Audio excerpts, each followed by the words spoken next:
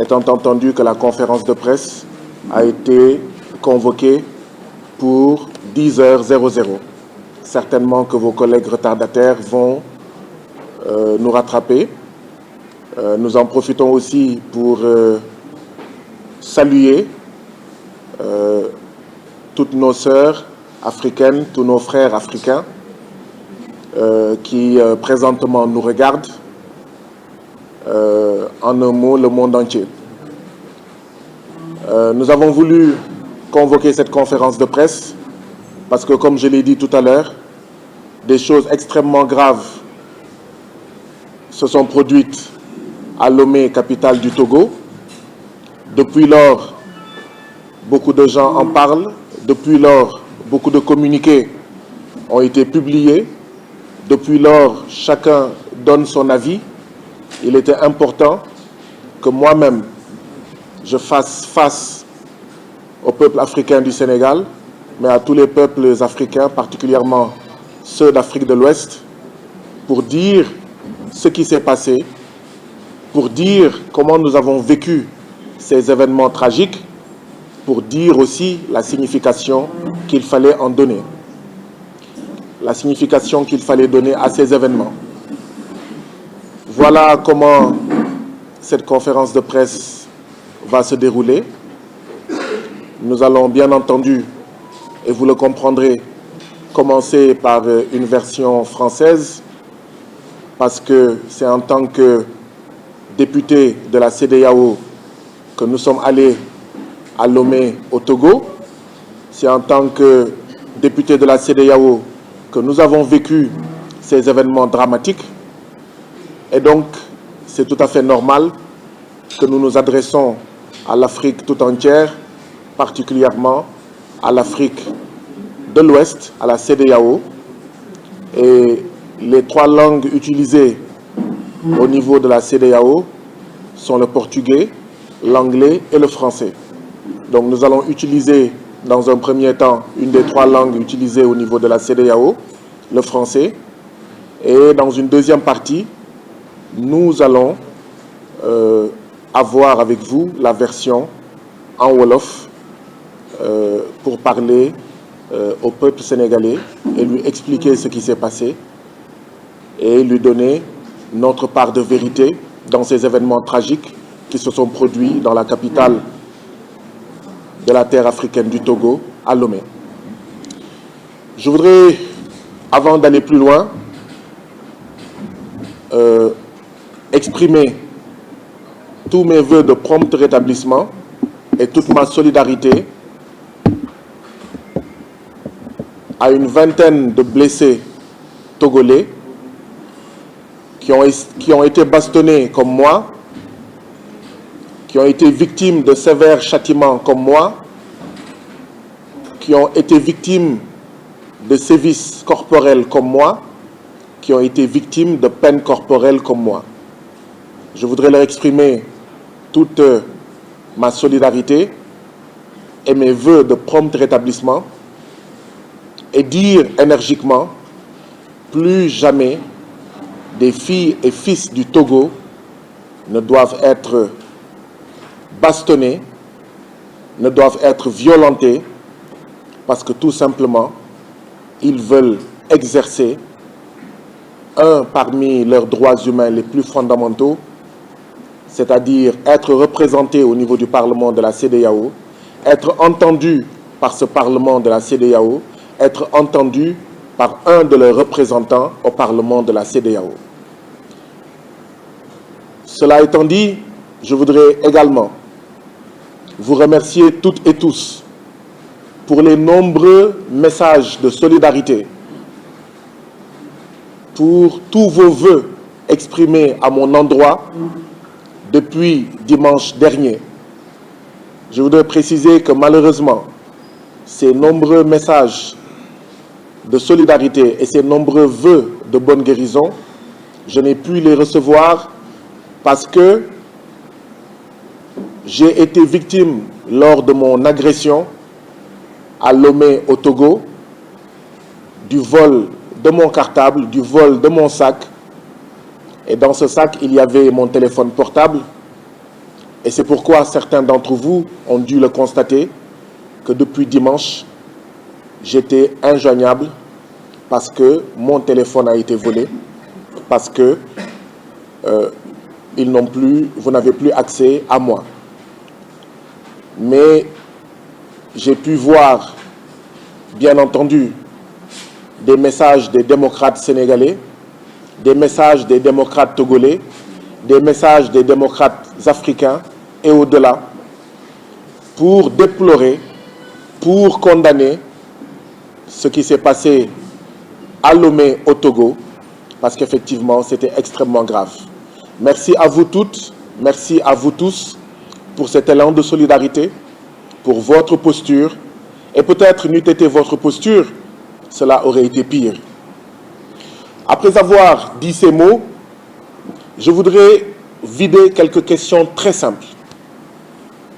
Parce que depuis dimanche, il y a des choses qui sont dites sur les événements tragiques qui se sont déroulés à Lomé au Togo. Et même bien avant dimanche, à Abuja, vous vous rappelez, lors d'une séance du Parlement qui a été très violente, depuis Abuja, il y a des choses qui sont dites et je voudrais profiter de cette occasion pour les vider définitivement parce qu'il y a des choses qui ont déjà été réglées par la CEDEAO, il y a des choses qui ont déjà été réglées par les textes de la CEDEAO, par les textes du Parlement de la CEDEAO, et certains qui parlent font des erreurs ou parlent par ignorance ou parlent tout simplement par mauvaise foi, et vous le verrez quand je vous dirai ce que disent les textes de la CEDEAO, ce que disent tout simplement les textes du Parlement de la CEDEAO. Je vais vider cela très vite pour que certaines équivoques soient levées, pour que certaines polémiques soient définitivement closes. Je voudrais rappeler qu'il y a un texte de la CEDEAO qui s'appelle « Acte additionnel relatif au renforcement des prérogatives du Parlement de la CEDEAO ». Acte additionnel relatif au renforcement des prérogatives du Parlement de la CEDEAO. Dans cet acte additionnel, à la page 2, vous trouverez un bout de phrase où l'on parle, je cite, où l'on dit, je cite à la page 2 de cet acte additionnel, le passage d'une CEDEAO des États à une CEDEAO des peuples. Ce sont les chefs d'État de la CEDEAO qui ont mentionné cela dans l'acte additionnel relatif au renforcement des prérogatives du Parlement de la CEDEAO. Ils ont parlé du passage d'une CEDEAO des États à une CEDEAO des peuples. Toujours dans cet acte additionnel, article 2, je cite, « Les membres du Parlement de la CEDEAO sont chacun représentants de toutes les populations de la communauté. » Article 2 de l'acte additionnel relatif au renforcement des prérogatives du Parlement de la CEDEAO. Je cite, « Les membres du Parlement de la CEDEAO sont chacun représentants de toutes les populations de la communauté. » Autrement dit, moi, député au Parlement de la CEDEAO, Guy Marius Sagna, quand j'arrive au Parlement de la CEDEAO, je ne représente pas le Sénégal. Je représente les peuples de tous les États membres de la CEDEAO. Donc ceux-là qui disent qu'il y a déjà suffisamment de problèmes au Sénégal pour parler des problèmes des autres pays de la CEDEAO, ils font une erreur. Tous les députés de la CEDEAO ne représentent plus leur seul peuple, ils représentent tous les peuples de la CEDEAO.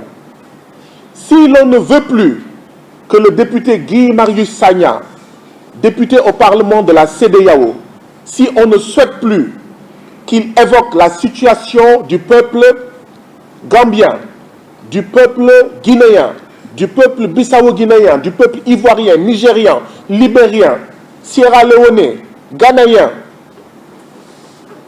togolais, béninois, etc., eh bien, la seule chose à faire, c'est qu'il faut empêcher que Guy Marius Sagna ne devienne un député de la CEDEAO.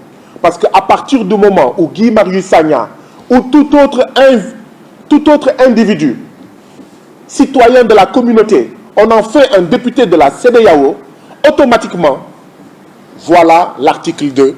Les membres du Parlement de la CEDEAO sont chacun représentant de toutes les populations de la communauté. Article 3. Le Parlement de la CEDEAO est l'Assemblée représentative des populations de la communauté. Article 3 de l'acte additionnel relatif au renforcement des prérogatives du Parlement de la CEDEAO. Je voudrais que cela soit clair une bonne fois pour toutes. Je sais que le Parlement de la CEDEAO ne fait rien pour faire connaître au peuple de l'Afrique de l'Ouest leurs droits, pour faire connaître au peuple de l'Afrique de l'Ouest ce qu'est le Parlement de la CEDEAO et ce que ce Parlement doit faire. Je sais que l'actuel bureau du Parlement de la CEDEAO ne veut pas que les peuples de l'Afrique de l'Ouest sachent quels sont les droits qu'ils ont sur le Parlement de la CEDEAO, mais quels sont les devoirs de ce Parlement à leur endroit.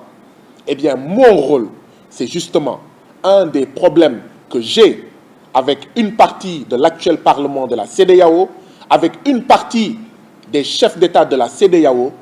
Notre divergence, notre problème, c'est que je pense qu'on doit rendre au peuple de l'Afrique de l'Ouest leur Parlement de la CEDEAO, leur CEDEAO, d'accord, et arrêter cette prise en otage des institutions de la CEDEAO par des hommes politiques, des femmes politiques qui ne sont là que pour s'enrichir et pour utiliser les institutions de la CEDEAO pour mieux s'éterniser au pouvoir, pour mieux perdurer, faire perdurer leur régime dictatorial au niveau de leur pays. J'ai également entendu dire certains, et c'est l'occasion de lever toutes les équivoques, dire que Guy Marius Sagna n'avait même pas à être au niveau du Parlement de la CEDEAO à Lomé il y a quelques jours, parce qu'entre-temps, l'Assemblée nationale du Sénégal a été dissoute. Et comment un député d'une Assemblée nationale dissoute peut être convoqué, peut participer aux travaux, aux activités du Parlement de la CEDEAO? L'article 18 de l'acte additionnel relatif au renforcement des prérogatives du Parlement de la CEDEAO dit ceci, je cite, article 18, je cite, « Toutefois, un député qui n'est pas réélu au niveau national demeure en fonction jusqu'à son remplacement par un nouveau député issu de son pays. » Je répète, toutefois, un député qui n'est pas réélu au niveau national demeure en fonction jusqu'à son remplacement par un nouveau député issu de son pays. Je crois que c'est clair. Je crois que c'est clair. Et je n'étais pas le seul député sénégalais convoqué, invité par le Parlement de la CEDEAO à assister à la 3e session extraordinaire du Parlement de la CEDEAO à Lomé. Nous avons été 5 députés sénégalais sur les 6 à être présents à Lomé, à participer aux travaux du Parlement de la CEDEAO à Lomé. Donc ceux qui disent qu'un député d'un Parlement, d'une Assemblée nationale dissoute ne doit pas participer aux activités de la CEDEAO, ils font de l'amalgame, ils font une erreur, ou alors ils font preuve de mauvaise foi. Donc je voulais régler cela définitivement. Et enfin, toujours sur les rappels, parce que je crois que quand les chrétiens ont des problèmes, ils retournent à la Bible pour régler leurs problèmes. Quand les musulmans ont des problèmes, ils retournent au Coran pour dire voilà ce que le Coran dit, voilà comment le Coran a tranché. Quand des citoyens ont des problèmes, ils retournent à la Constitution et au niveau des lois et règlements. Eh bien, quand on veut s'exprimer sur les affaires de la CEDEAO, il faut retourner aussi sur les textes de la CEDEAO. Et l'article 29, toujours de l'acte additionnel, auquel je fais référence depuis le début de mon propos, son article 29 dit ceci, je cite. En fait, l'article 29, parce qu'au niveau de la CEDEAO, du Parlement de la CEDEAO, chaque député, pour entrer en fonction, doit prêter serment. Et l'article 29 parle du serment qui est prononcé par chaque député au moment de son entrée en fonction. L'article 29 dit ceci. Voilà les mots que doit prononcer un député quand il est installé au Parlement de la CEDEAO. Je cite. « Je m'engage sur l'honneur à servir fidèlement les intérêts des populations de la communauté et à ne céder à aucune pression directe ou indirecte d'un État membre ou d'un autre groupe. » Fin de citation, je répète. Je m'engage sur l'honneur à servir fidèlement les intérêts des populations de la communauté et à ne céder à aucune pression directe ou indirecte d'un État membre ou d'un autre groupe. Voilà les différents articles qu'il me semblait important de mettre à votre disposition, vous, professionnels de la presse, vous, Africains qui nous suivez, vous, Ouest-Africains, membres des pays de la CEDEAO, qui nous écoutez et qui nous regardez. Parce que ces articles-là expliquent plein de choses, vont déterminer beaucoup de choses, et je suis persuadé qu'après la lecture de chaque article, certains d'entre vous, vous êtes en train de dire cette conférence de presse pourrait se terminer là. Parce qu'avec ces articles-là, les choses deviennent claires, deviennent davantage claires, deviennent beaucoup plus claires. Alors, je voudrais rappeler aussi, toujours dans cet acte additionnel, article 4. L'article 4 de cet acte additionnel évoque les objectifs du Parlement de la CEDEAO. Je vais en citer quelques-uns parce qu'il y en a plusieurs. Parmi ces objectifs de la CEDEAO, il y a contribuer à la mise en œuvre efficiente et efficace des politiques et des objectifs de la communauté. Or, je rappelle que parmi les objectifs de la communauté, il y a la vision 2020 de la CEDEAO qui prône, ce dont je parlais tout à l'heure, le passage d'une CEDEAO des États à une CEDEAO des peuples. L'objectif de la CEDEAO, c'est promouvoir l'obligation de la reddition des comptes. Il me semble que quand Guy Marius Sagna, député du Parlement de la CEDEAO, va à Lomé et veut rencontrer ses mandants togolais, il est dans la promotion de l'obligation de reddition des comptes.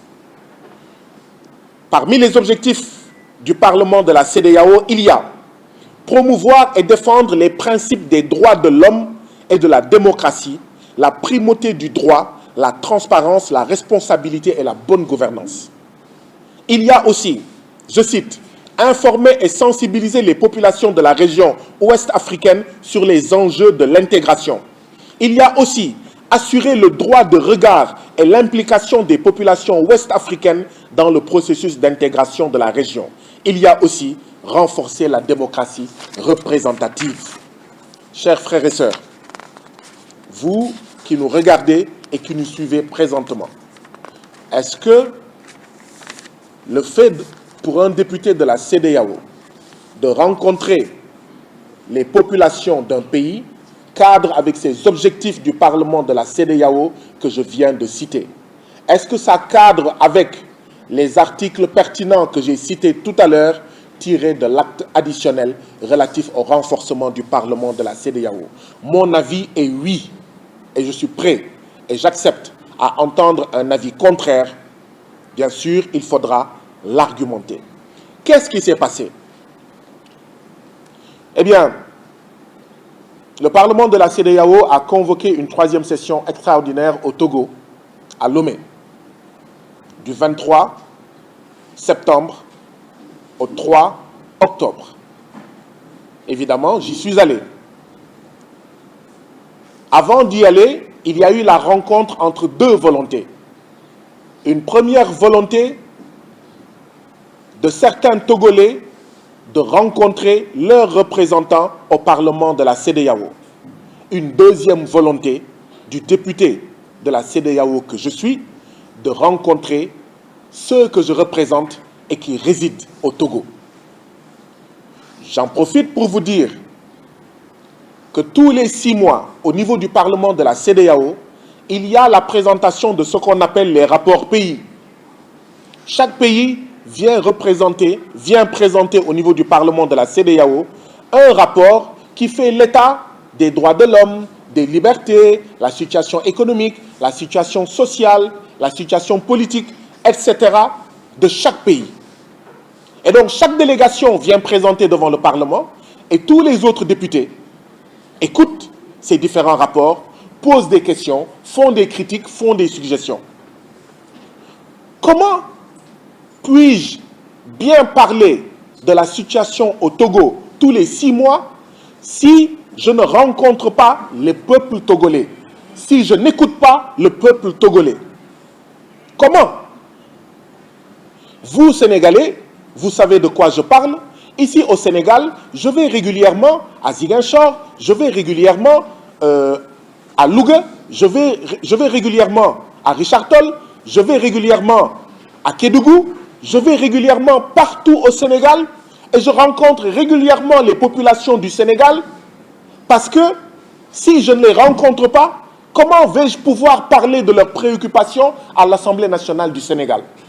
Mais est-il pensable que je devienne député de la CEDEAO et que je fasse autrement que ce que je fais dans mon propre pays?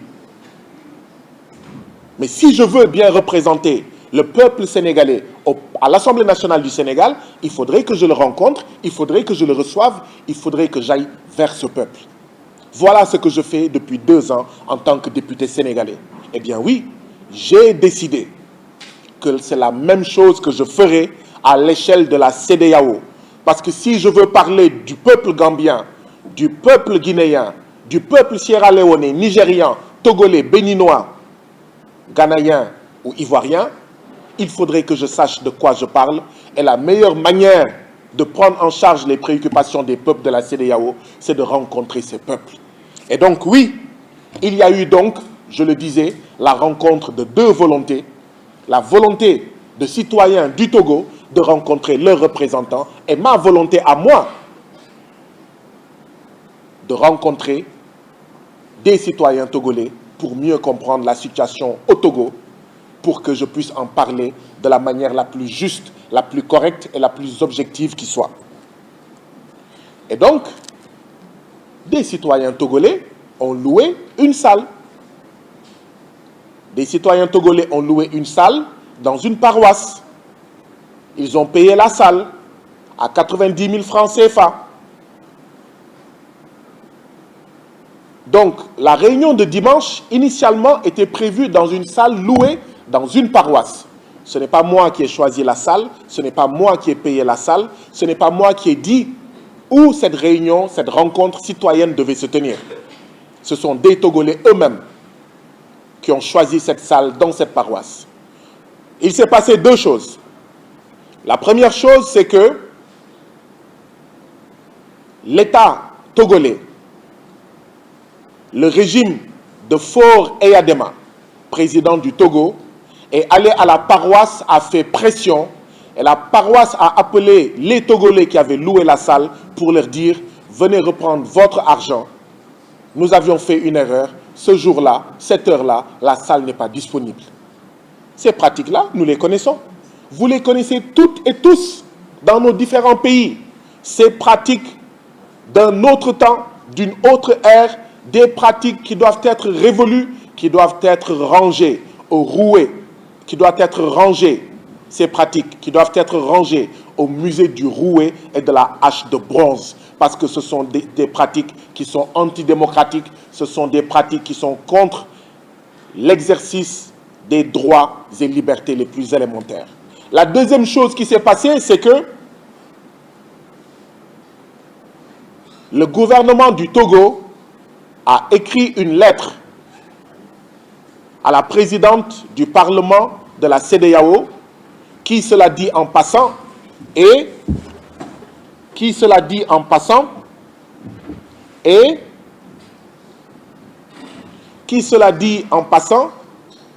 la présidente du Parlement de la CEDEAO est une Africaine du Togo. Mais ce n'est pas grave, nous y reviendrons. Le gouvernement du Togo a écrit donc au Parlement de la CEDEAO pour lui dire: présidente du Parlement de la CEDEAO, nous avons appris qu'il y a un député du Parlement de la CEDEAO qui compte tenir une rencontre avec des Togolais à telle salle dimanche 29 septembre à partir de 14 h. Cette rencontre n'a pas été autorisée parce qu'elle n'a pas été déclarée. Et donc le Parlement de la CEDEAO m'a convoqué en réunion. Le Parlement de la CEDEAO, le vendredi, entre 15 h et 16 h, m'a envoyé une enveloppe avec une lettre dedans où j'étais invité à prendre part à 17 h à une rencontre qu'il a appelée une séance d'écoute. Et donc j'y suis allé à 17 h. Il y avait les 3 membres du bureau du Parlement de la CEDEAO et il y avait des membres de l'administration du Parlement de la CEDEAO. La présidente, elle ouvre la rencontre, elle dit qu'elle a reçu une lettre du gouvernement du Togo et dans cette lettre, voilà ce qui est dit, j'en ai parlé tout à l'heure, qu'il faut se conformer à la législation du Togo, il faut déclarer la rencontre, parce que la rencontre n'est pas une rencontre privée, parce que sur l'affiche qui parle de la rencontre, on y a écrit « Venez nombreux », parce que sur l'affiche, on s'adresse au peuple entier du Togo. Et donc, ce n'est pas une réunion privée, c'est une rencontre publique, et il faut respecter la législation au Togo.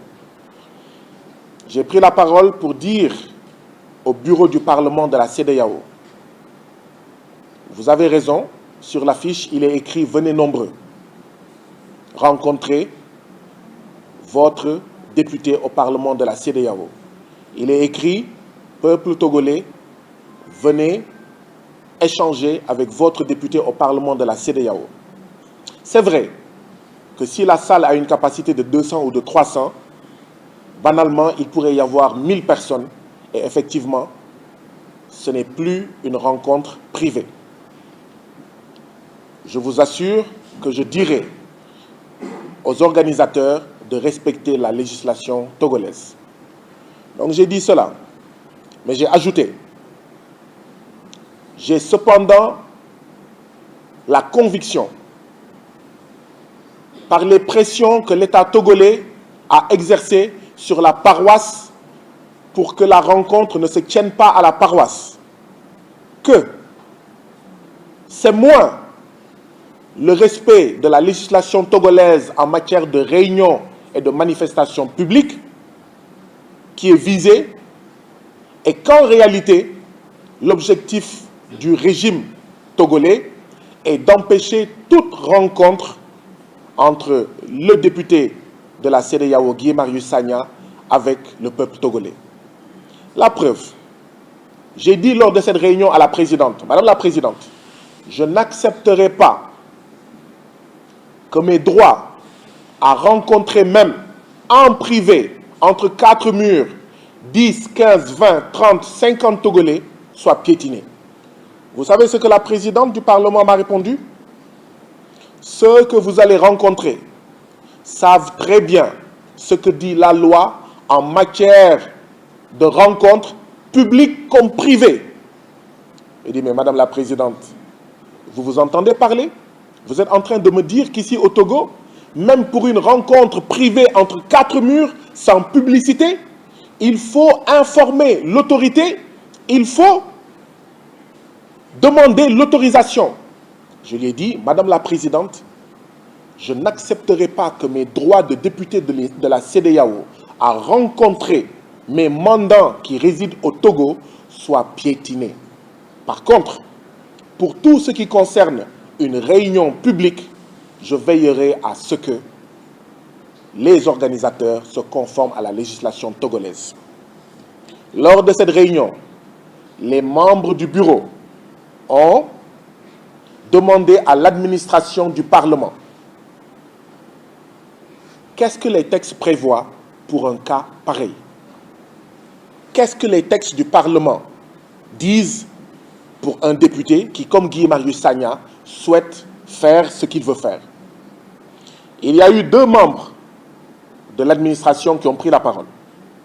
Le premier membre a dit que cela faisait 16 ans qu'il était à la CEDEAO. Il n'a jamais été confronté à une situation pareille. Le deuxième membre de l'administration a dit cela fait 22 ans qu'il est à la CEDEAO. Il n'a jamais été confronté à une situation pareille. Vous avez tiré vos conclusions. Ça veut dire que ça fait au moins 22 ans. Il n'y a aucun député de la CEDEAO qui a cherché à rencontrer ses mandants. Et voilà le problème en réalité. Voilà ce qu'on me reproche. Voilà le problème que j'ai avec une partie du Parlement de la CEDEAO.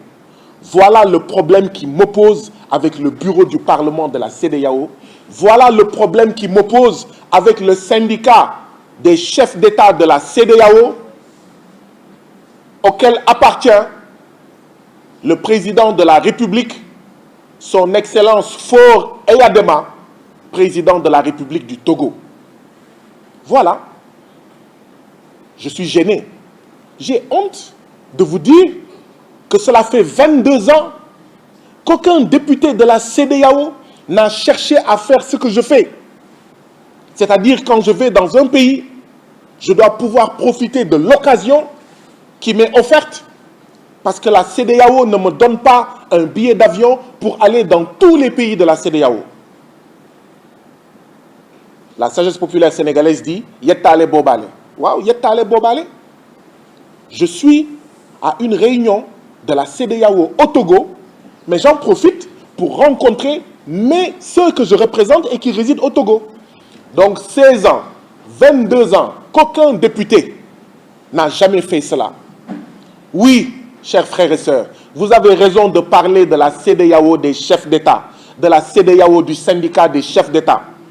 Parce qu'un parlement de la CEDEAO où les députés ne cherchent pas à rencontrer les peuples qu'ils représentent, ce n'est pas le parlement des peuples de la CEDEAO. Ce n'est pas la CEDEAO des peuples, mais c'est la CEDEAO des coquins et des copains qui sont là pour s'empiffrer de perdium, d'argent, tirer des deniers publics de nos différents peuples pour leur propre compte, mais pas pour servir les différents peuples de la CEDEAO. Et donc, dans cette réunion, voilà ce qui s'est dit. Et donc j'ai dit, moi je vais exercer mon droit. Et tout le monde dit, il n'y a aucun texte qui t'interdit de rencontrer les citoyens du Togo. Mais alors, ce qui n'est pas interdit est permis. Maintenant, le gouvernement du Togo a écrit au Parlement de la CEDEAO. Je vous en ai parlé et vous avez entendu ma réponse. Je vais me conformer aux lois et règlements du Togo. Je demanderai à ceux qui souhaitent me rencontrer et que je souhaite rencontrer aussi de se conformer à la législation du Togo. Quand il y a eu la pression jusqu'à ce que la salle soit perdue, la salle de la paroisse, les organisateurs ont pris un autre endroit qui est le siège d'une organisation politique. Mais évidemment, j'entends des journalistes sénégalais et non sénégalais dire que c'était une rencontre entre Guy Marius Sagna et l'opposition togolaise. Mais bien évidemment, quand l'État togolais, le régime dictatorial de Faure Eyadema, fait pression pour que la rencontre ne se tienne pas dans une salle neutre, dans une salle qui appartient à une paroisse. Mais on n'a pas d'autre choix. Les choix sont réduits. Les choix sont tout simplement réduits. Et donc oui, ils ont choisi une salle qui appartenait à un siège, qui appartenait à une organisation politique togolaise disons-le clairement, à un parti politique. Maintenant, ce que je voudrais vite ajouter, c'est que parmi ceux qui me recevaient, il y avait 4 organisations politiques et 8 OSC. OSC, c'est Organisation de la société civile. Il y avait 8 OSC.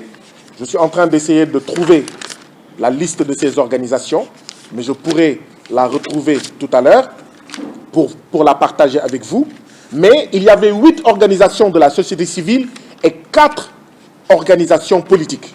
Alors, est-ce que c'était une rencontre entre Guy Marius Sagna et l'opposition en fait togolaise? Ce n'est pas vrai. Et même si c'était une rencontre entre Guy Marius Sagna et l'opposition togolaise, est-ce qu'il y a un crime? Est-ce qu'il y a quelque chose qui l'interdit? Et ce n'est pas vrai, je le répète, je persiste et je signe, je le martèle. Parmi ceux qui étaient organisateurs de cette rencontre, il y avait 8 organisations de la société civile et 4 organisations politiques. Je partagerai avec vous. Ah, je viens de retrouver la liste.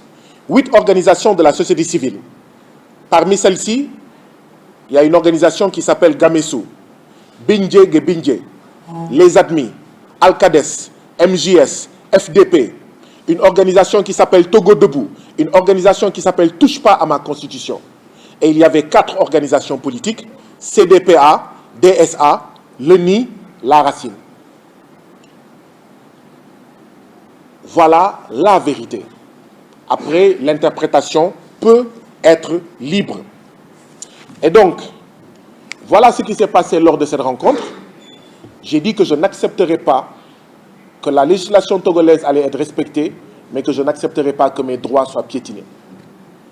Et qu'en réalité, on cherche à m'empêcher à rencontrer ceux que je représente et qui habitent au Togo. Celui qui a dit, le membre de l'administration qui a dit, en 16 ans, je n'ai jamais vu une telle démarche. Il a cependant dit qu'il y a une députée qui est décédée, que son âme repose en paix. C'était même une réunion à Lomé. Elle voulait rencontrer les Ivoiriens résidant à Lomé lors d'une rencontre de la CEDEAO, du Parlement de la CEDEAO à Lomé. Elle avait même demandé que le Parlement l'aide à mettre à sa disposition une salle pour rencontrer les Ivoiriens résidant à Lomé, il y a plusieurs années. Ce membre de l'administration a dit, il n'y a que ce précédent-là qui ressemble à ce que Guy Marius Sagna veut faire.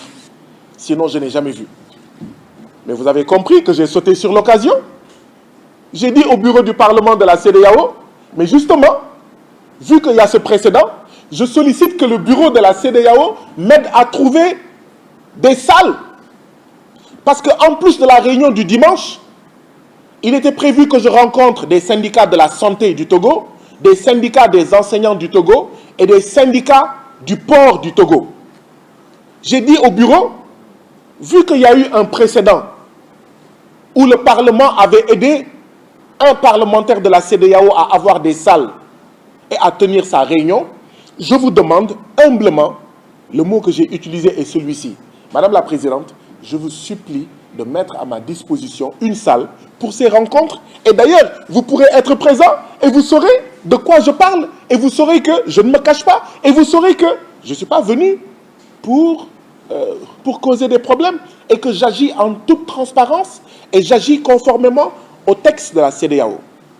Jusqu'au moment où je vous parle, le bureau du Parlement de la CEDEAO n'a pas répondu à ma demande de mettre à ma disposition une salle parce qu'en réalité, la volonté, il y avait une alliance entre le bureau du Parlement de la CEDEAO et le régime de Faure et Adema pour empêcher que je puisse rencontrer des Togolais parce que ce que vivent les Togolais tous les jours, c'est ce que vous avez vu dimanche dernier. C'est pourquoi je ne suis pas venu ici aujourd'hui pour vous parler de mon état de santé. Je ne suis pas venu aujourd'hui pour vous dire comment je me sens. Parce qu'en réalité, ce dont j'ai été victime en même temps que 19 autres Togolais, mais c'est ça qui est l'ordinaire. C'est ça qui est l'ordinaire des citoyens togolais au Togo. Ils sont bastonnés tous les jours, leurs droits piétinés, leur liberté écrasée. Tous les jours, personne n'ose dire le plus petit mot contre les politiques du président dictateur Faure Eyadema, parce que dès que vous le dites, vous disparaissez de la surface de la terre africaine du Togo. Mystérieusement. Parce que dès que vous dites le plus petit mot pour critiquer non pas le président, mais ses options politiques et économiques, vous êtes emprisonné. On m'a même dit quand j'étais à la clinique qu'il y a un imam togolais qui faisait son prêche et qui disait dans son prêche, mais inspirez-vous du Sénégal. Depuis ce jour-là, l'imam est en prison. C'est dramatique, c'est tragique, c'est le quotidien de nos frères et sœurs du Togo. Et moi, député de la CEDEAO, on dit que je ne dois pas écouter les Togolais me raconter ça. On dit que je ne dois pas aller au Togo pour rencontrer mes frères et sœurs du Togo que je représente au Parlement de la CEDEAO. Vous trouvez ça normal? On dit que si moi, député de la CEDEAO, je les écoute et que j'en parle, c'est de l'ingérence. Mais alors, supprimez le Parlement de la CEDEAO. Et vous comprenez alors pourquoi, depuis le début de la CEDEAO, le Parlement de la CEDEAO est inconnu. Les députés de la CEDEAO sont choisis dans les assemblées nationales. Ils ne sont pas élus directement par les peuples. Vous voyez, en Europe, une fois, je crois, tous les 4 ans ou tous les 5 ans, je ne sais pas, vous entendez qu'il y a les élections européennes. Moi, depuis que je suis petit, j'entends les élections européennes. C'est-à-dire que ce sont les citoyens, d'accord, des différents pays membres de l'Union européenne qui élisent directement, qui un jour, un dimanche, vont voter pour choisir leurs représentants au Parlement européen. Mais nous, là, ici, au niveau de la CEDEAO, ce n'est pas nous qui choisissons, ce n'est pas vous qui m'avez choisi directement. Vous m'avez choisi indirectement.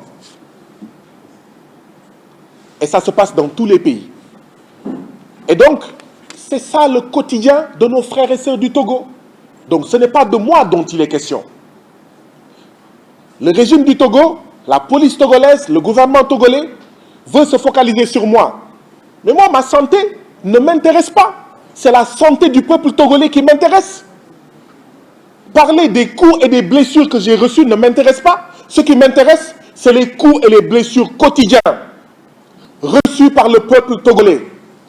Les Togolais qui osent dire ce qu'ils pensent, ils sont en exil. Le peu qui reste au Togo, c'est la prison, c'est les pressions, c'est les disparitions.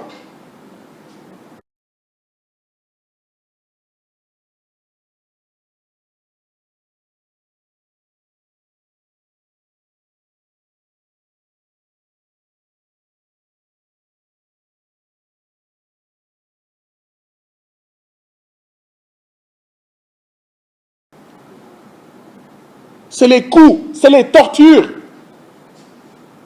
C'est ça la situation. Voilà ce qui s'est passé le 29.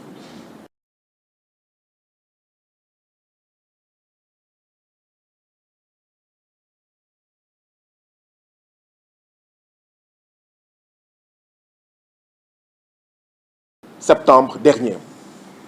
Mais, chers frères et sœurs, quand j'étais à Abidjan il y a quelques semaines, pour une rencontre du Parlement de la CEDEAO, un jour, à 22 h, la présidente du Parlement de la CEDEAO m'appelle au téléphone. Elle me dit, « Honorable Guy Marius Sagna, le président de l'Assemblée nationale de Côte d'Ivoire va vous recevoir demain à 11 h. Je lui dis, « Madame la présidente, je n'ai pas demandé à rencontrer le président de l'Assemblée nationale de Côte d'Ivoire. Je n'ai exprimé aucun besoin à le rencontrer. Je ne comprends pas pourquoi est-ce qu'il veut me rencontrer, alors que moi, je n'ai pas demandé à le rencontrer. » Et pendant 12 heures de temps, j'ai subi des pressions immenses pour que j'accepte d'aller m'asseoir avec le président de l'Assemblée nationale de la Côte d'Ivoire. Donc, la présidente du Parlement de la CEDEAO se bat, se mobilise pour que moi, député des peuples de la CEDEAO, je rencontre le président du Parlement de l'Assemblée nationale de Côte d'Ivoire. Et maintenant que moi, je veux rencontrer des citoyens du Togo, on me l'empêche. Vous trouvez ça normal? Et je lui ai dit, Madame la Présidente, vous avez facilité une rencontre entre moi et le président de l'Assemblée nationale de Côte d'Ivoire, rencontre que je n'ai pas demandée, rencontre que je n'ai pas voulu, rencontre que je n'ai pas souhaitée. Et aujourd'hui qu'il y a des Togolais qui souhaitent me rencontrer, et moi je souhaite les rencontrer, vous vous y opposez. Vous me dites que des rencontres, même privées, comme des rencontres publiques comme privées, mais la loi togolaise a décidé comment elle doit se passer. Il faut informer, il faut demander l'autorisation. Ça veut dire que quand une famille au Togo veut manger à midi, c'est une réunion, il faut demander, il faut informer le gouvernement du Togo. Non mais, vous voyez un peu jusqu'où les dictateurs poussent l'absurde. Une réunion privée, la présidente du Parlement de la CEDEAO, parce qu'elle est togolaise, parce qu'elle est chez elle, parce qu'elle est membre du même parti que le président de la République et qu'elle a reçu des pressions, elle me dit, même une réunion privée, tu devras informer et demander l'autorisation. Voilà ce qui s'est passé dans cette rencontre, chers citoyens. Le lieu a été changé, vous connaissez le lieu, c'est un siège de parti politique. Ce n'était pas notre plan B, ce n'était pas notre plan A. Notre plan A, c'était de choisir un lieu neutre, parce qu'il y avait 8 organisations de la société civile et 4 organisations politiques. C'est le gouvernement togolais, le régime de Faure et Adema, qui nous a poussés à prendre le siège d'un parti politique. Je tiens à le dire clairement. Donc, ce n'était pas une rencontre entre le député Guy Marius Sagna et l'opposition togolaise. Quand bien même, si une rencontre pareille devait se tenir, je n'éprouverai aucune gêne, parce que l'opposition togolaise, ce sont des Togolais et donc des citoyens de la communauté. Ils peuvent avoir des préoccupations particulières et vouloir les partager avec moi. Je rencontre tout le monde. Ici au Sénégal, ma porte est ouverte à tout le monde. Donc quand par la grâce de Dieu et par votre grâce, vous m'envoyez en Afrique de l'Ouest, au Parlement de l'Afrique de l'Ouest, c'est ce que j'ai l'habitude de faire ici, que je vais faire là-bas, et rien ni personne ne m'en empêchera. Rien ni personne. Cela étant dit, le dimanche 29 septembre, à partir de 10 h, il y a eu une voiture de gendarmerie qui est arrivée au siège du parti politique. Les gendarmes sont entrés dans ce siège. Quand ils sont arrivés, ceux qu'ils ont trouvés là-bas leur ont demandé « Mais qu'est-ce que vous faites ici ?» Ils ont dit que nous sommes là pour votre sécurité. Ils ont regardé, ils ont visité et tout. Puis ils sont allés se garer devant le siège, sur l'autre côté du trottoir. Il y avait une rue entre le siège du parti politique et là où la voiture de la gendarmerie était garée. Depuis 10 h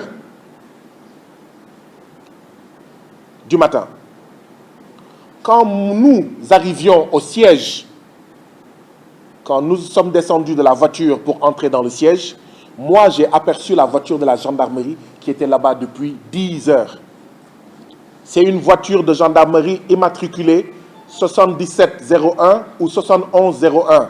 Nous avons la vidéo de la voiture de la gendarmerie parce qu'on a été obligé de zoomer parce que la vidéo a été prise de très loin. C'est pour ça que je dis 7701 ou 7101. Ceux qui sont des techniciens peuvent comprendre que quand on zoome un numéro de plaque d'immatriculation, oui, vous pouvez faire des confusions entre un 7 et un 1. Le numéro de la plaque d'immatriculation de la gendarmerie togolaise, qui était depuis 10 h au siège de ce parti politique et qui y était encore quand je suis arrivé sur les lieux, était 7701 ou 7101. Et cette voiture de la gendarmerie, elle n'a quitté les lieux que quand la violence a commencé. Elle n'a quitté les lieux que quand les sévices corporels ont commencé. Elle n'a quitté les lieux que quand les tortures ont commencé. Parce que oui, nous avons été torturés publiquement. Et cela fait peur et froid au dos. Parce que si publiquement, à 16 h, en plein jour, à visage découvert, des gens, plus d'une cinquantaine, peuvent torturer publiquement des gens, qu'est-ce qui se passe alors quand il n'y a ni caméra, ni téléphone portable, ni micro, ni CEDEAO, ni député comme Guy Marius Sagna, ni journaliste? Que vit alors au quotidien le peuple togolais? Qu'est-ce à dire c'est mon avis. Cela a été planifié. Ce qui s'est passé lors de cette réunion a été planifié.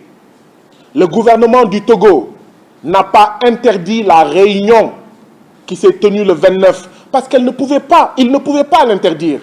Le gouvernement du Togo n'avait même pas interdit la réunion de la paroisse. Tous ceux qui disent que la réunion qui devait se tenir à la paroisse était interdite ne disent pas la vérité.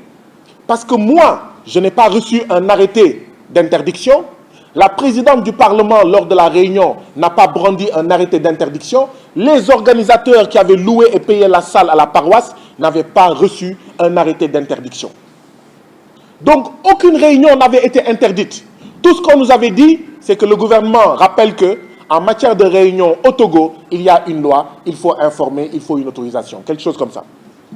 Mais jamais il n'a été question d'interdiction. Si le Parlement de la CEDEAO parle d'interdiction de réunion, le Parlement de la CEDEAO ne dit pas la vérité. Si le bureau du Parlement de la CEDEAO parle d'interdiction de réunion, le bureau de la CEDEAO ne dit pas la vérité. Si le gouvernement togolais parle d'interdiction de réunion, le gouvernement togolais ne dit pas la vérité.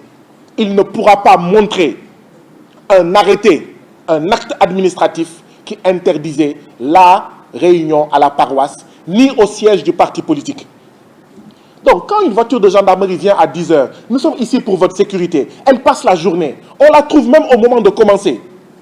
Mais qu'est-ce que vous voulez qu'on croie? Sinon que les choses vont se passer très bien. Et que d'ailleurs, l'État du Togo est là pour encadrer et pour veiller. Mais ce qui s'est passé, c'est que dès qu'il y a eu des violences, la voiture de la gendarmerie a disparu mystérieusement. C'était planifié. C'est ça que ça signifie. C'était planifié. Vous avez vu sur les vidéos, j'ai parlé pendant 10 minutes. Lesquels de mes propos pouvaient justifier ce déluge, ce tsunami de violence perpétré sur plus d'une vingtaine de Togolais, d'une députée qui est née en 1958, qui a l'âge de leur mère, députée à l'Assemblée nationale du Togo. Elle a été bastonnée sous mes yeux. C'est extrêmement grave. Lequel de mes propos dans ces 10 minutes pouvait justifier ou expliquer qu'il y ait ce déluge et ce tsunami de violence inouïe qui s'est abattu sur moi? Aucun, à mon avis. Aucun. Vous avez vu, j'ai parlé pendant 10 minutes, j'ai dit je suis togolais, chantons l'hymne national du Togo. Et boum. Vous vous en souvenez? Chantons l'hymne national du Togo et boum. Alors, vous allez comprendre tout de suite. Qu'est-ce qui s'est passé? Dans l'hymne national du Togo, je vais choisir juste quelques phrases. Vous allez comprendre ce qui s'est passé. Dans l'hymne national du Togo, vous verrez ces bouts de phrases. Togo debout, luttons sans défaillance, vainquons ou mourons, mais dans la dignité. Ça fait peur à un dictateur. Ça fait peur à un dictateur. C'est l'hymne national du Togo qui dit ça. L'hymne national du Togo ajoute, Togolais, viens, bâtissons la cité, brisons partout les chaînes de la traîtrise. Ah bah, je suis sûr qu'il y a des membres du gouvernement du Togo qui n'écoutent pas l'hymne national du Togo. Hein. Parce que comme on dit au Sénégal, quand le dôme là, il voit le djaratou, mais il s'enfuit. C'est après que j'ai compris, parce que quand je disais chantons l'hymne national du Togo, c'était pour faire honneur au Togo et aux Togolais. Je ne connaissais pas les paroles. C'est après, pendant mon séjour à la clinique du Togo, que j'ai essayé de chercher. Parce que j'ai essayé de comprendre pourquoi est-ce que des Togolais nous sautent dessus au moment où on dit « chantons l'hymne national du Togo ». Dans cet hymne national, il est écrit quelque part « et nous te jurons toujours fidélité et aimer, servir, se dépasser ». Il est clair que ceux qui trahissent le Togo ne peuvent pas entendre l'hymne national du Togo. Ceux qui signent des accords avec l'Union européenne, qui maintiennent le franc CFA néocolonial, qui signent des accords qui maintiennent le peuple togolais dans la pauvreté, qui maintiennent tous les peuples de la CEDEAO dans la pauvreté, ne peuvent pas écouter, ne peuvent pas entendre l'hymne national du Togo. Dans cet hymne national du Togo, il est dit « Faire encore de toi, sans nous lasser, Togo chéri, l'or de l'humanité. » Je répète, faire encore de toi, sans nous lasser, c'est-à-dire sans nous fatiguer. Togo chéri, l'or de l'humanité. Ceux qui font du Togo et des pays de la CEDEAO la lie de l'humanité, la boue de l'humanité, le marchepied de l'humanité, ils ne peuvent pas entendre les paroles de l'hymne national du Togo. Voilà ce que ça signifie. Toujours dans l'hymne national du Togo, il y a une autre phrase qui dit « Partout, au lieu de la misère, apportons la félicité. » Ceux qui maintiennent le Togo avec tous les autres pays de la CEDEAO, parmi les 35 pays les plus appauvris de la planète, ne peuvent pas écouter l'hymne national du Togo. Parce qu'ils vont être gênés, parce qu'ils vont avoir honte, parce qu'ils savent qu'ils font au Togo et dans d'autres pays de la CEDEAO tout le contraire de ce que dit l'hymne national du Togo. Donc moi, comme vous, je me suis posé la question, pourquoi est-ce que dès que j'ai dit chantons l'hymne national du Togo, et boum, le tsunami de violence a commencé. Voilà la seule explication. Ce que je vais ajouter, c'est ceci. J'ai dit je suis togolais, chantons l'hymne national. Chaque fois que quelqu'un m'a frappé, il m'a dit tu es togolais, boum. Tu es togolais, boum. Tu es togolais, boum. Tu es togolais, boum. Comme pour me reprocher, moi, député de la CEDEAO, de dire que je suis togolais. Je suis africain de l'Ouest et donc je suis togolais. Au Parlement de la CEDEAO, je ne suis plus sénégalais. Je suis toutes ces nationalités à la fois. Je suis et sénégalais, et gambien, et guinéen, et bissau-guinéen, et nigérian, et libérien, et ghanéen, et ivoirien, et togolais. Je suis tout ça à la fois.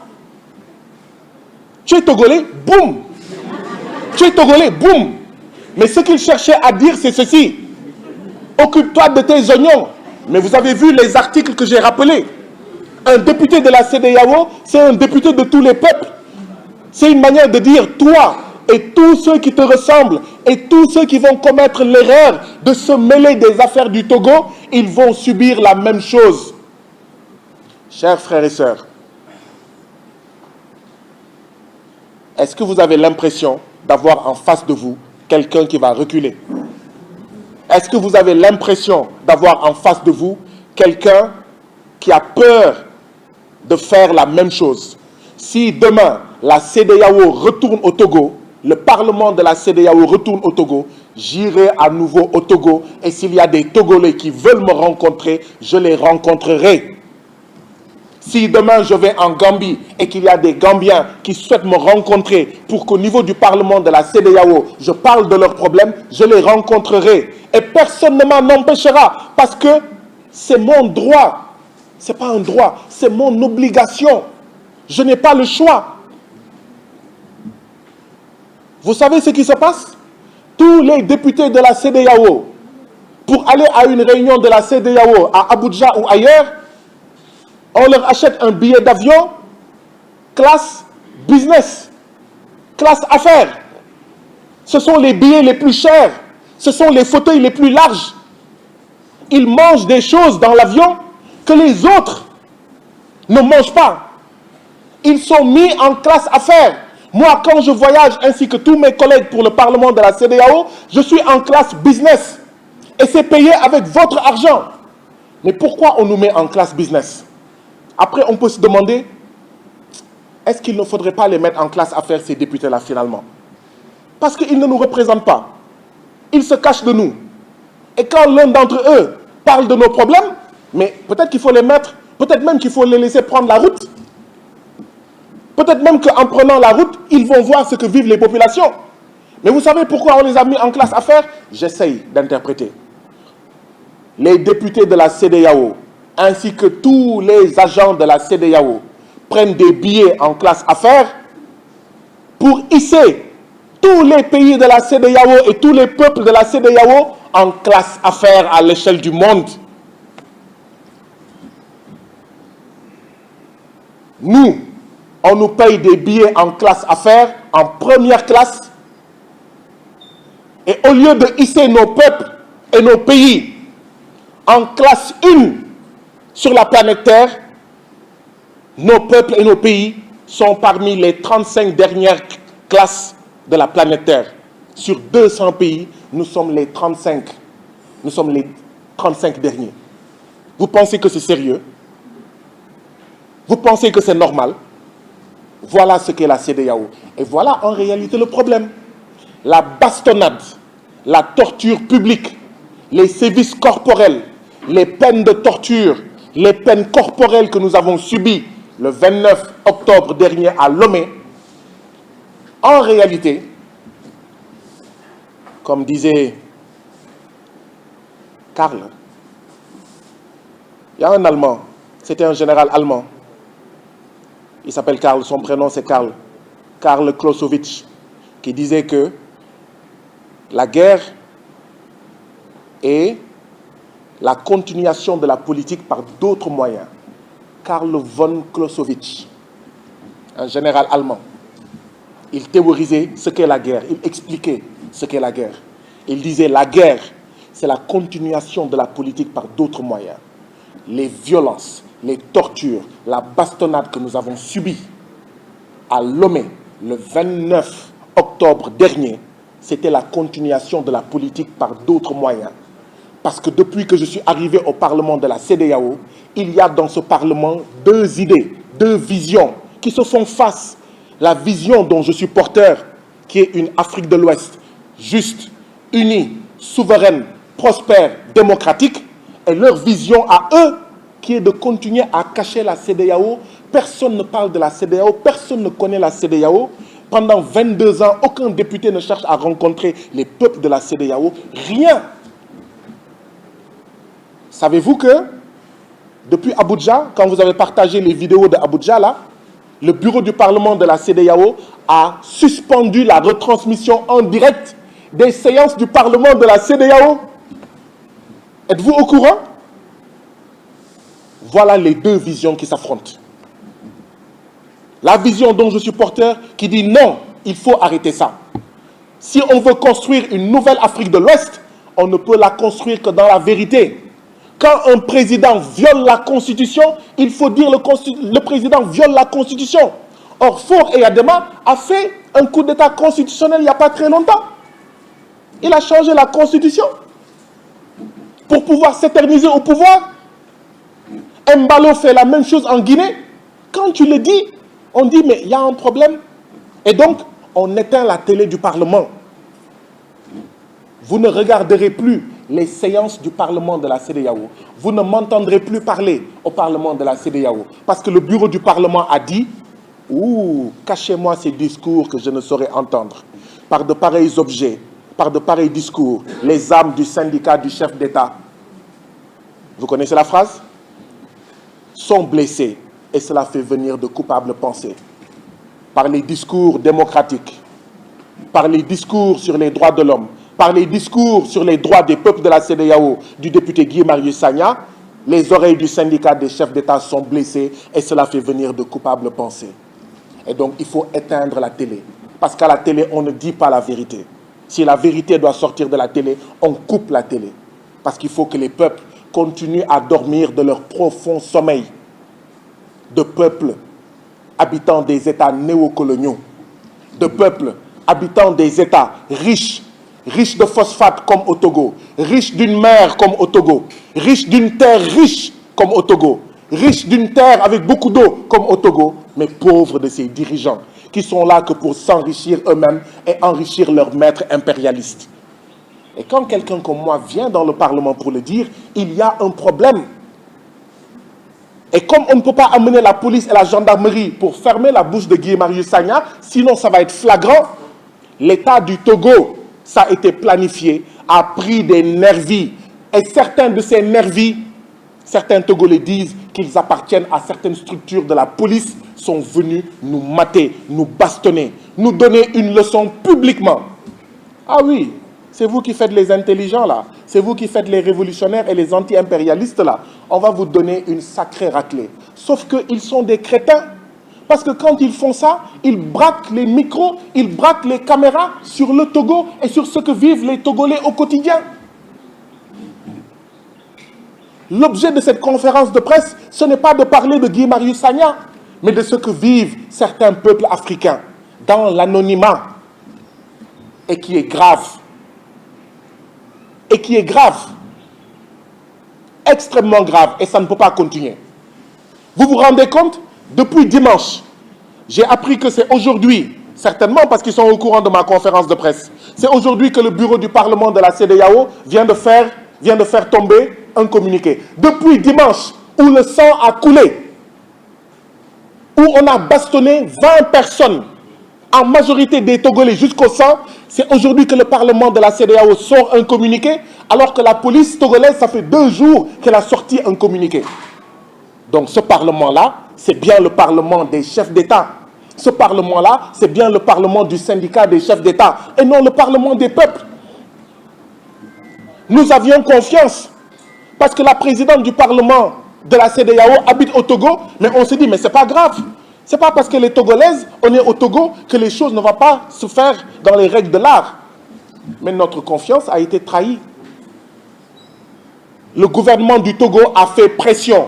Et je vous ai lu ce que dit l'acte additionnel. L'acte additionnel est très clair. Un député de la CEDEAO doit prêter serment avant de devenir député de la CEDEAO. Et dans sa prestation de serment, le député de la CEDEAO dit les mots suivants. Je m'engage sur l'honneur à servir fidèlement les intérêts des populations de la communauté et à ne céder à aucune pression directe ou indirecte d'un État membre ou d'un autre groupe. Je ne céderai sur la pression d'aucun gouvernement togolais ou autre pour m'empêcher de parler au nom des peuples. Je ne céderai pas. Je ne céderai à aucune pression. Je parlerai au nom de tous les peuples. Si je ne sais pas, je ne sais pas. Mais si je sais, une fois qu'un peuple m'a dit « voilà ce que je vis », aucune pression ne m'empêchera de le dire. Aucune pression de tout gouvernement au niveau de la CEDEAO ne m'empêchera de rencontrer ceux que je représente et qui habitent en Côte d'Ivoire, au Ghana, au Nigeria, etc. La question maintenant est celle-ci. Est-ce que la CEDEAO va protéger les députés de la CEDEAO? Parce que finalement, être député de la CEDEAO est dangereux. Attention, il y a députés de la CEDEAO, il y a mangeurs de la CEDEAO. Les mangeurs de la CEDEAO sont ceux qui sont des députés, mais qui viennent pour manger, pour... Quand on était à Lomé, le samedi, le vendredi soir, le président de l'Assemblée nationale du Togo a rencontré les députés du Parlement de la CEDEAO. Il les a invités à dîner. Moi, je ne suis pas parti. Et je l'ai dit au bureau du Parlement de la CEDEAO, je leur ai dit, je ne suis pas intéressé à rencontrer le président de l'Assemblée nationale du Togo. Ce qui m'intéresse, c'est de rencontrer les Togolais. Savez-vous que chaque fois que le Parlement de la CEDEAO se réunit quelque part, le dernier jour, c'est pour dîner ou excursion. Je leur ai dit, moi, je n'irai pas à l'excursion, ça ne m'intéresse pas. Ce qui m'intéresse, moi, c'est de faire une excursion avec le peuple togolais pour savoir ce qu'il vit, pour comprendre ce qu'il vit, pour entendre ses aspirations, pour entendre ses préoccupations, afin que je sois, moi, la caisse de résonance du peuple du Togo, du peuple de Gambie, du peuple ivoirien, nigérien, libérien, Sierra Leone, au niveau du Parlement de la CEDEAO. Mais pourquoi c'est si difficile à comprendre? Voilà les deux visions qui s'affrontent. Vous, députés, venez prendre votre argent, ne faites pas votre travail et rentrez chez vous. Ne dites rien. Je suis contre cette option. Je ne suis pas d'accord avec cette option. Et tant que je serai député de la CEDEAO, je continuerai à me battre pour ça. Maintenant, si les gens ne veulent plus que je sois député de la CEDEAO, ils savent ce qu'il leur reste à faire. Deux choses. Soit m'assassiner, soit m'empêcher d'être envoyé au Parlement de la CEDEAO. Voilà les deux choses. Ce n'est pas en me frappant, ce n'est pas en me torturant comme à Lomé, Ce n'est pas en m'appliquant des sévices corporels, ce n'est pas en me menaçant qu'on va m'empêcher de dire ce que j'ai entendu, ce que j'ai vu et ce que je sais. Parce qu'une fois que je sais, je ne peux plus ne pas savoir. Une fois que j'ai entendu, je ne peux pas désentendre. Une fois qu'on m'a dit, mais je ne peux pas retourner en arrière. Je suis obligé de poser des questions, d'interpeller. Voilà ce qui s'est passé. J'espère avoir été suffisamment clair. Le Parlement de la CEDEAO, dans la nuit du dimanche au lundi, au lieu de faire un communiqué, vient de faire tout de suite un communiqué. Entre minuit et 1h du matin, la présidente du Parlement de la CEDEAO a appelé un collègue député de la CEDEAO pour lui dire « Dites au député Guy Marius Sagna qu'on ne peut plus assurer sa sécurité. Nous lui avons acheté un billet d'avion par Air Côte d'Ivoire. Il rentre le lendemain matin à la première heure. » Vous vous rendez compte? Et puis le Parlement, le bureau dit « Nous ne pouvons plus assurer la sécurité du député Guy Marius Sagna. » Comme si ma sécurité avait une fois été leur préoccupation. Figurez-vous que le Parlement de la CEDEAO n'est pas venu à la clinique. Mais bien sûr, moi je n'attendais pas qu'ils viennent me rendre visite, mais qu'ils aillent rendre visite à plus de 20 Togolais, bastonnés jusqu'au sang. Certains ont été fracturés, certains ont eu le crâne cassé. Et c'est aujourd'hui seulement qu'ils sortent un communiqué parce qu'ils ont entendu dire que Guy Marius Sagna fait une conférence de presse. Et elle dit, dites à votre collègue, nous ne pouvons pas assurer sa sécurité. Nous avons acheté un billet Air Côte d'Ivoire. Il n'a qu'à rentrer. Moi, je ne voulais pas rentrer. Je voulais rester jusqu'à la fin. La fin, c'était le 3 octobre. Pas le 30. Pas le lundi 30. Mais tout le monde a fait pression pour dire, mais toi, même la clinique où tu es là, tu n'es même pas sûr. Ils peuvent venir te trouver dans la clinique. De toute façon, les médecins, les sages-femmes et les infirmiers ne sont pas formés pour faire face à des nervis du parti de Faure et Adema.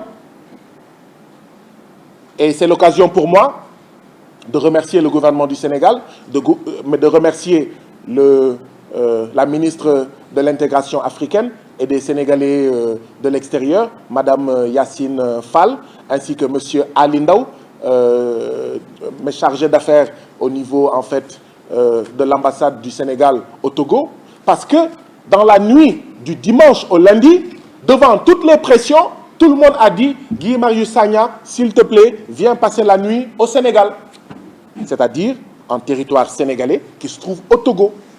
Vous vous imaginez? On dit que la CEDEAO est là pour faciliter la circulation des personnes et des biens. Moi, je suis député de la CEDEAO. Je passe la nuit dans l'ambassade du Sénégal au Togo parce que sinon, tout le monde craint pour ma vie. Tout le monde sauf moi. Tout le monde a peur pour ma vie. Ces gens qui vous ont bastonné plus de 20 Togolais à 16 heures au vu et au su de tout le monde, mais sont capables de venir la nuit. Ils n'avaient même pas porté de cagoule. Et ils l'ont fait à 16 heures devant tout le monde. Donc si tu ne passes pas la nuit au Sénégal, mais ces gens-là vont revenir. Vous vous rendez compte? C'est une honte. Et c'est l'occasion donc de remercier M. Ali Ndao. Parce que depuis 2 ans que je suis député, j'ai fait plusieurs pays à travers le monde. C'est la première fois quand je suis allé au Togo, avant même ces événements-là. Dès le premier jour, c'est la première fois qu'un Sénégalais qui travaille dans une ambassade m'appelle et m'écrit pour me dire « Je suis M. Ali Ndao, je travaille à l'ambassade du Sénégal au Togo et je suis à votre totale disposition. » C'est la première fois depuis 2 ans. Donc je voudrais le remercier. Et ça, il l'a fait avant les événements. Quand les événements se sont produits, il était devant son assiette de Tchéboujen. On lui a dit, il a arrêté son Tchéboujen. Et jusqu'à 2 heures du matin, il était avec moi. La police dit qu'une enquête a été ouverte. J'ai envoyé M. Ali Ndao de l'ambassade du Sénégal au Togo aller porter plainte en mon nom, aller déposer ma plainte. Le commissaire de police a refusé de prendre sa plainte. Donc, que vaut le communiqué de la police togolaise? Je lui ai dit, va déposer. Parce que là, quand même, tu es togolais, boum, ils m'ont eu. Hein? Ils m'ont eu. Oui, je suis togolais, boum. Tu es togolais, boum. Oui, je suis togolais, boum. Ils m'ont vraiment eu. J'avais des problèmes pour marcher. j'ai mal partout. J'ai dit à Alindao, monsieur Alindao, s'il vous plaît, allez déposer ma plainte en mon nom. Il est allé au commissariat, le commissaire de police a refusé. Donc tout a été planifié. C'est clair comme de l'eau de roche. Il n'y a que ceux qui refusent de comprendre. Voilà ce que vit le peuple togolais. Donc des citoyens togolais sont bastonnés, ils vont déposer plainte, on ne prend pas leur plainte, ou quand on prend la plainte, ça ne sert à rien. La gendarmerie était là-bas, elle est partie. Elle est partie pour laisser leurs collègues en civil faire le sale boulot. Donc, merci au gouvernement du Sénégal, merci à Madame le ministre de l'Intégration africaine et des Sénégalais de l'extérieur, qui m'a extirpé, qui m'a amené à l'ambassade du Sénégal, à la résidence de l'ambassade du Sénégal au Togo, qui m'a conduit à l'aéroport et qui a dit, si je dois prendre Air Côte d'Ivoire et que j'arrive à Abidjan, les diplomates sénégalais à Abidjan seront avec toi à l'aéroport jusqu'à ce que tu partes parce qu'on veillera sur ta sécurité. Et j'ai eu à parler avec Mme Yacine Fall au téléphone. Elle m'a dit ce qu'a fait M. Alindao est extrêmement important et nous l'en remercions. C'est la nouvelle politique des nouvelles autorités. Le nouveau gouvernement a décidé que chaque fois qu'un Sénégalais, même quand il a tort, partout à travers le monde, les diplomates doivent être à son chevet. Beaucoup d'entre nous envient certains citoyens de la planète qui, quand ils ont des problèmes, même ici, vous voyez leur ambassade venir avec force. Et vous dites, mais voilà un pays qui aime ses citoyens. Eh bien, j'encourage Madame le ministre et son gouvernement par rapport à la nouvelle politique du gouvernement à être aux côtés de tous les citoyens sénégalais, même quand ils ont violé la loi, là où ils se trouvent sur la planète Terre, à les assister jusqu'au bout. Parce que le carburant de l'ambassade, c'est les deniers publics, c'est les taxes et les impôts des citoyens sénégalais. Les salaires des diplomates, c'est les taxes et les impôts des citoyens sénégalais.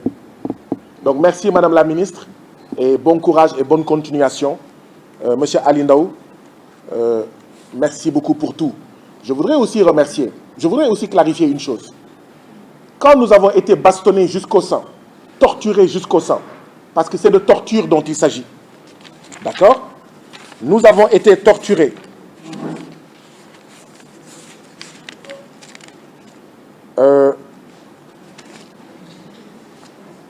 Tous les Togolais que j'ai rencontrés, depuis les événements dramatiques, tous les Togolais que j'ai rencontrés à la clinique, à l'aéroport, à la résidence, etc., même depuis que je suis venu, tous les Togolais que j'ai rencontrés me disent la même chose.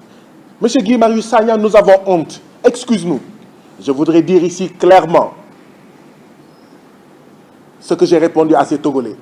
Vous n'avez pas à avoir honte parce que vous n'êtes responsable en rien de ce qui m'est arrivé. Vous n'êtes pas responsable des tortures, des sévices corporels et de la violence physique que j'ai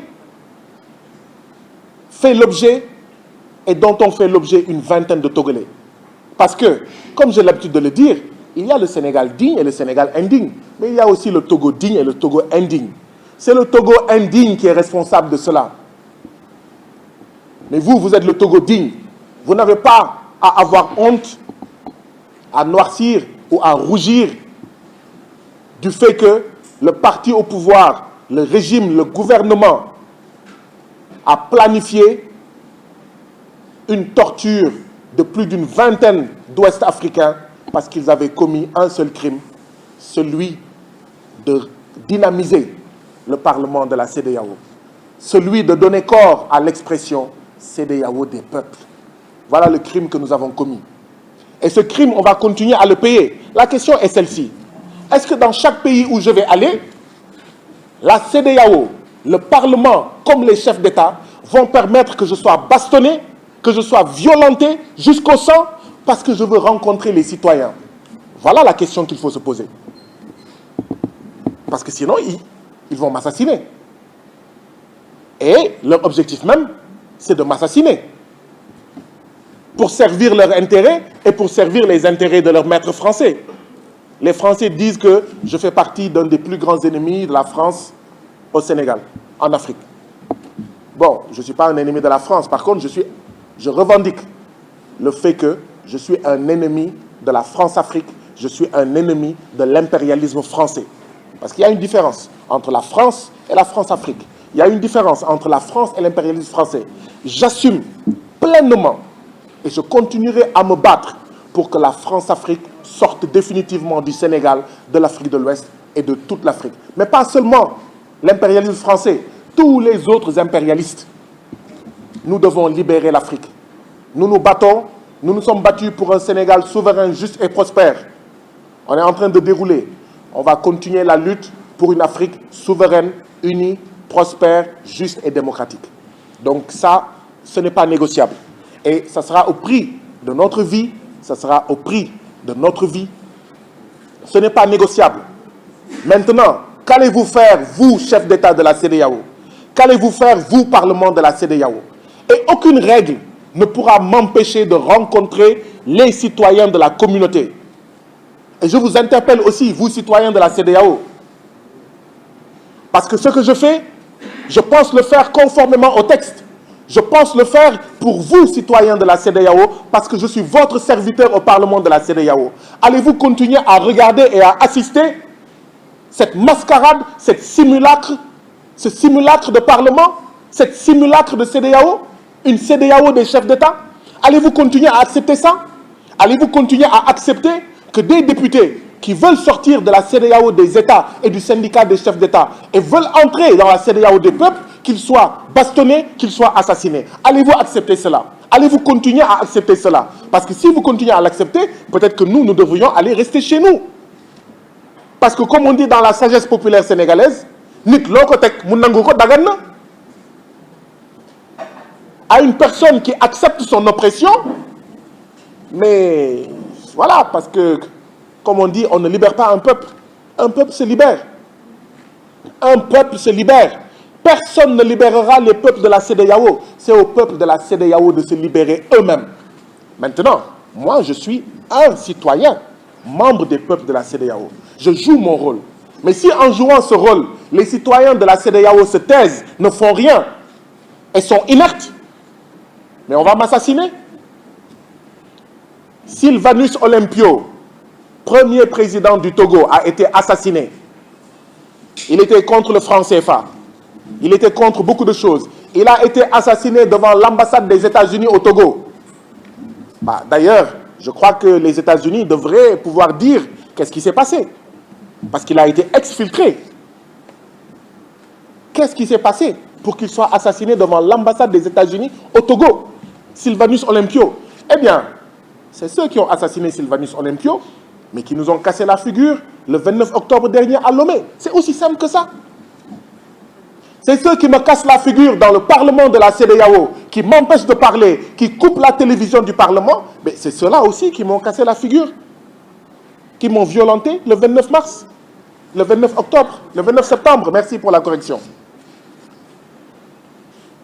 Alors, je pourrais en parler, en rajouter, en redire, partager avec vous beaucoup d'anecdotes. Mais je ne voudrais pas également abuser de votre patience. Je pourrais continuer en français à parler, à parler, à parler.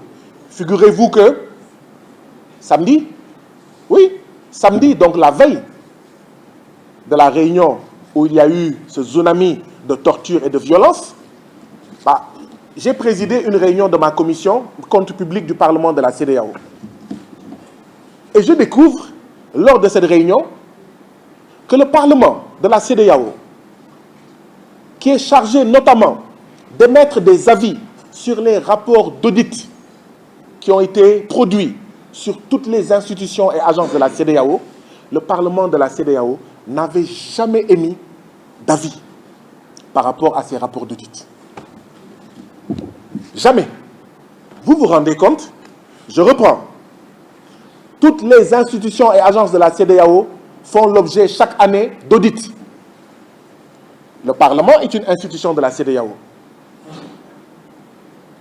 La Commission est une institution de la CEDEAO.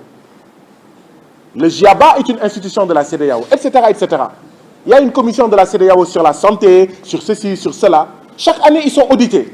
Le Parlement est chargé d'émettre des avis quand il reçoit les rapports d'audit. Jamais, depuis la naissance du Parlement de la CEDEAO, la CEDEAO n'a exprimé un avis sur ces rapports d'audit. Je suis le président de la commission et je découvre cela. Bah, vous comprenez alors pourquoi on me bastonne? Vous comprenez alors pourquoi on veut m'assassiner? Ah, parce que je vais être clair. Avec moi, le Parlement de la CEDEAO va lire tous les rapports d'audit. Le Parlement de la CEDEAO va émettre des avis. Mais en plus, moi-même, je vais partager avec vous ce que les rapports d'audit disent. Ah oui, parce que les rapports d'audit, c'est pour vous, citoyens ouest-africains, pour vous dire, est-ce que les chefs d'État ouest-africains gèrent bien l'argent que vous leur avez confié? Est-ce que le Parlement de la CEDEAO gère bien votre argent? Vous comprenez pourquoi on veut m'assassiner? Vous comprenez pourquoi on coupe la télévision du Parlement pour éviter que ces choses-là soient dites? Voilà ce qui se passe à la CEDEAO. C'est la lutte entre deux visions. Une vision conforme à vos intérêts, vous, mes frères et sœurs ouest-africains, et une vision totalement opposée pour les intérêts de politiciens, pour les intérêts de chefs d'État, pour qu'ils durent à la tête de la CEDEAO. Voilà les deux CEDEAO qui se font face. À vous de dire, quelle est la CEDEAO que vous préférez? Quelle est la CEDEAO que vous soutenez? Et je vous encourage, s'il y a des choses dans ma posture que vous trouvez ne pas être bonnes, que vous trouvez ne pas être fidèles à vos intérêts, n'hésitez pas à me le dire. Parce qu'un député, c'est ça. Il parle en votre nom et vous avez le droit de le gronder. Vous avez le droit de tirer les oreilles à un député. Bien sûr, de façon le déguine. Vous avez le droit de lui tirer les oreilles pour lui dire, député de la CEDEAO, vous ne me représentez pas suffisamment, faites ceci, faites cela. Je crois qu'en français, j'en ai suffisamment dit. C'est bon?